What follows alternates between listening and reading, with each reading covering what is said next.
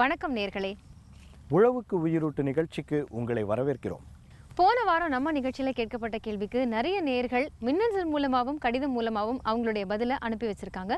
கிட்டத்தட்ட எல்லாருமே சரியான விடையை தான் தேர்ந்தெடுத்திருக்காங்க. அதில் குலுக்கல் முறையில் தேர்ந்தெடுக்கப்பட்ட அதிர்ஷ்டசாலி நேயர்கள் யார் யாருங்கிற விவரங்களையும் இந்த வாரத்துக்கான கேள்வியையும் நிகழ்ச்சியின் நிறைவு பகுதியில் பார்க்கலாம். கிரெடிட் கார்டு யாருக்கெல்லாம் கொடுப்பாங்க, அதை வாங்குறதுக்கு ஏதாவது தகுதி இருக்கான்னு உங்களுக்கு தெரியுமா? தெரியுமே, கிரெடிட் கார்டு வாங்குறவங்களுக்கு நல்ல வருமானம் இருக்கணும், அதை திருப்பி செலுத்தக்கூடிய தகுதியும் இருக்கணும், அதானே?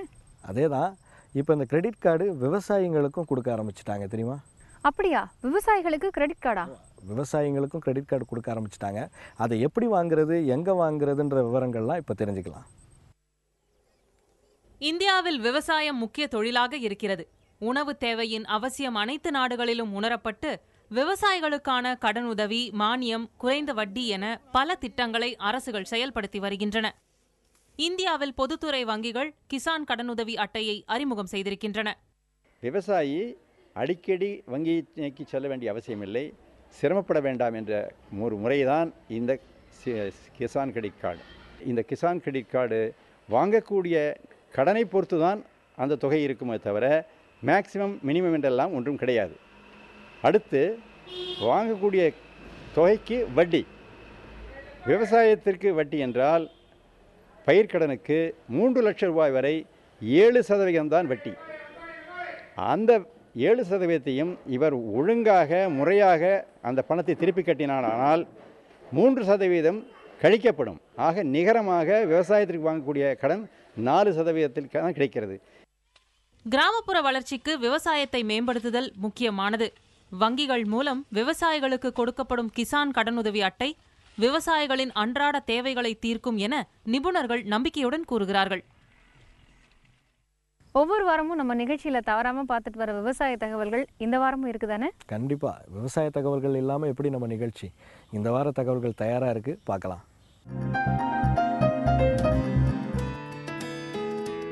சாம்பார் வெங்காயம் எனப்படும் சின்ன வெங்காயத்தின் விலை சற்று குறைந்திருக்கிறது. அறுவடையான வெங்காயம் அதிகப்படியாக சந்தைக்கு வர தொடங்கியிருப்பதால் சின்ன வெங்காயத்தின் விலை கிலோவுக்கு 20 ரூபாய் குறைந்துள்ளது. சில்லறை கடைகளில் கிலோ 50 ரூபாய் என்ற அளவில் தற்போது விற்பனையாகிறது. நெல், கோதுமை, பருப்பு வகைகள் உள்ளிட்ட பயிர்களுக்கு ஏற்கனவே பயன்படுத்தி வரும் விதைகளுக்கு மாற்று விதைகள் கையிருப்பு குறித்த தகவல்களை தரமான விதைகளுக்கான தேசிய தகவல் மையம் வெளியிட்டுள்ளது. சூரியகாந்தி, நிலக்கடலை போன்ற பயிர்களுக்கு தற்போது பயன்படுத்தி வரும் விதைகள் மற்றும் அதற்கு மாற்று விதைகள் குறித்த தகவல்களையும் தெரிவித்திருக்கிறது. தக்காளி விலை அடுத்த 1 மாதத்திற்கு நிலையாக இருக்கும் என்று தமிழ்நாடு வேளாண் பல்கலைக்கழகம் தெரிவித்துள்ளது. கிலோ 16 ரூபாய் முதல் 20 ரூபாய் வரை இருக்கும் என்றும் மதிப்பீடு செய்திருக்கிறது. அதே சமயம் தக்காளி வரத்து அதிகரிக்கும் பட்சத்தில் 1 மாதத்திற்கு பிறகு விலை குறைய வாய்ப்பிருப்பதாகவும் தெரிவிக்கப்பட்டிருக்கிறது. கடந்த வாரங்களில் கோமாரி நோயால் மாடுகள் இறந்து போனதை அடுத்து தேவையான முன்னெச்சரிக்கை நடவடிக்கைகளை கால்நடை வளர்ப்புத்துறை மேற்கொண்டிருக்கிறது. மழை மற்றும் பனிக்காலங்களில் கால்நடைகளுக்கு கோமாரி நோய் பாதிப்பு அதிகம் இருக்கும் என்பதால் உடனடியாக தடுப்பூசி போடுமாறு கால்நடைத்துறை அறிவுறுத்தியிருக்கிறது.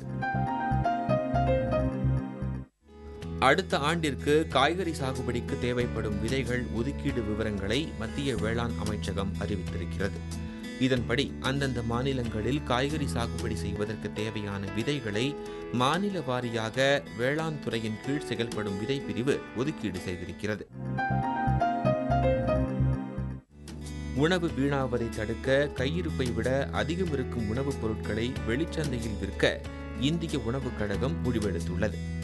அதன்படி அதிக அளவு கையிருப்பு உள்ள கோதுமையை வெளிச்சந்தையில் விற்கும் நடவடிக்கை தொடங்கியிருக்கிறது. அடுத்த ஆண்டு மார்ச் மாதத்திற்குள் 85 லட்சம் டன் கோதுமை விற்பனை செய்ய இந்திய உணவுக் கழகம் இலக்கு நிர்ணயித்துள்ளது. பொங்கல் பண்டிகை சமயத்தில் மஞ்சள் கொத்து விலை உயர வாய்ப்பிருக்கிறது. போதிய மழை இல்லாததால் இந்த ஆண்டு மஞ்சள் சாகுபடி பாதிப்படைந்துள்ளதால் விலை உயரும் என சந்தை வட்டாரங்கள் தெரிவிக்கின்றன. கடந்த 2 ஆண்டுகளாகவே பொங்கல் சமயத்தில் மஞ்சள் சாகுபடி செய்த விவசாயிகள் நல்ல லாபம் ஈட்டினர். பழங்களை அரிசி அல்லது வைக்கோலை பயன்படுத்தி வீடுகளில் பாரம்பரிய முறையில் பழுக்க வைக்கின்றனர்.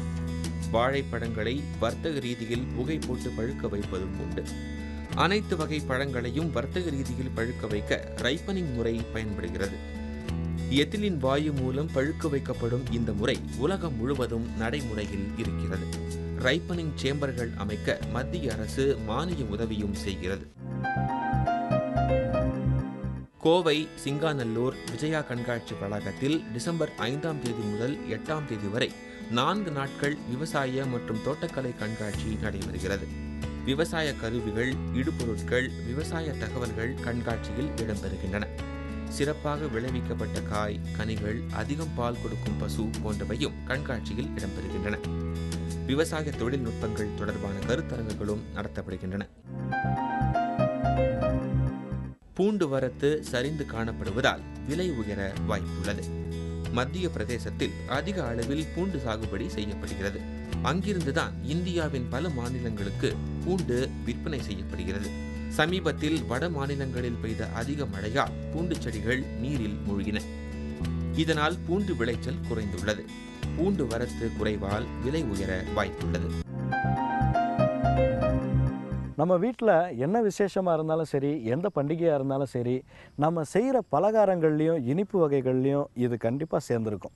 முக்கியமாக வாசனைக்காக சேர்க்கப்படுற பொருள் இது. அது என்ன பயிர், அதை எப்படி சாகுபடி செய்கிறாங்க அப்படிங்கிற விவரத்தெல்லாம் ஒரு சிறிய இடைவேளைக்கு அப்புறம் பார்க்கலாம்.